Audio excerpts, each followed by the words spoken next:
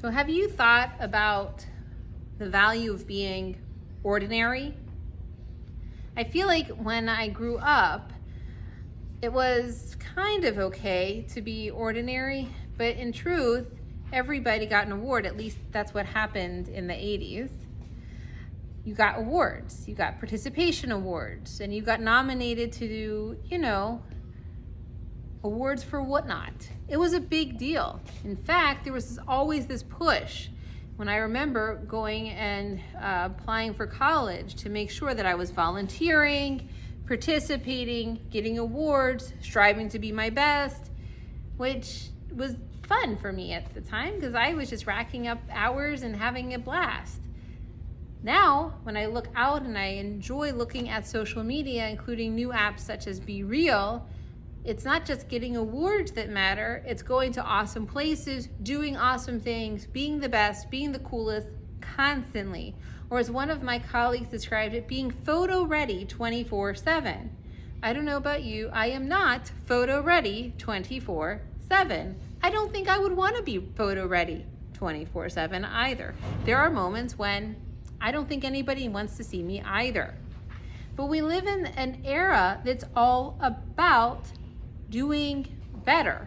And in truth, we can't do better all the time. We can't be the best at everything. We can be our best self, maybe, if we're lucky, at a few various high points in our life. There's also times when, frankly, we're not going to always be our best self. This parsha this week, Chayesera, we learn about Isaac. To remind us, Isaac was the patriarch in the middle.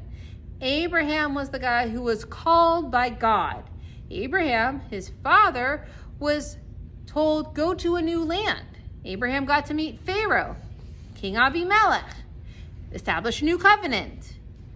May have accidentally brought his son, or not accidentally, but was close to killing poor Isaac.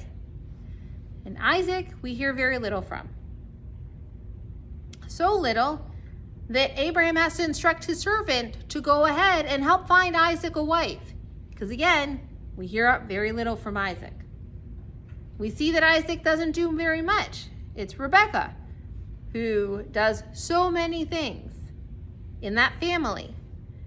And then there's Jacob, Isaac's son, the trickster, the jokester, the one who was able to, through the assistance of his mother, manipulate his father, the one who tried to manipulate his uncle, the one who did so many things and acquired so much wealth. But not Isaac.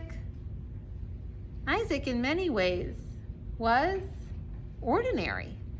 He wasn't that much special, or maybe he was. I'm not sure. And in fact, the biblical commentaries aren't exactly clear either.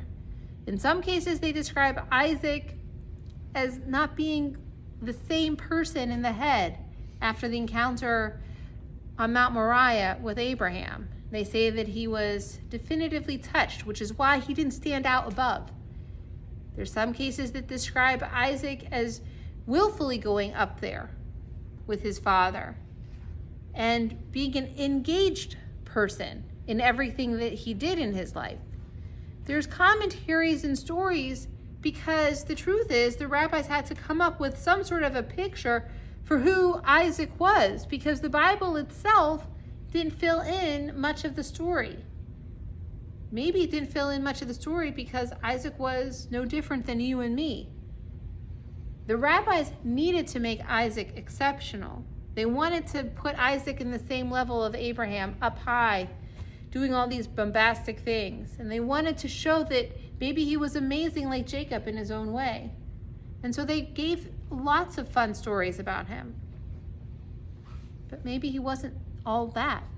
Maybe the other story that we need to highlight for us, especially living in today, where it's all about how many likes did you get on social media, how many followers are you having on TikTok, and who's watching you, and are you really photo ready for that moment when you might get put in a photograph and tagged on Facebook, whether you want it to be tagged or not.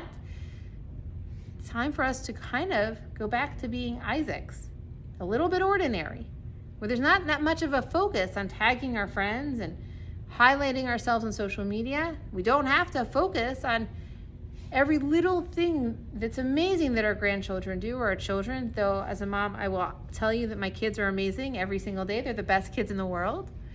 Little bias here, just say it. But in truth, my kids are like everybody. I recently had a conversation with my daughter where we talked about how there's moments when as a teenager, she is like the center of the universe. And there's that wonderful saying that we have in Judaism: we are like the center of the universe in one pocket. And in the other pocket, we are no different than any other grain of sand on the seashore. It's up to us to remind ourselves sometimes in this society, which is so focused on our being the center of the universe, our being the light to other people, that they have to look at us because we're so dazzling in our own way. We have to balance that with being a little bit more like that we are no different, no better than the sand of grain on the seashore. Perhaps if we were all a little bit more like Isaac, remembering that being ordinary is in its own way extraordinary. That being ordinary is being a gift in small ways that not necessarily go mentioned in the newspaper or get mentioned on TikTok, but ways that go about being kind to others, gentle, so that when people talk about you and remember you, they can say, they brought a little bit of happiness in my life.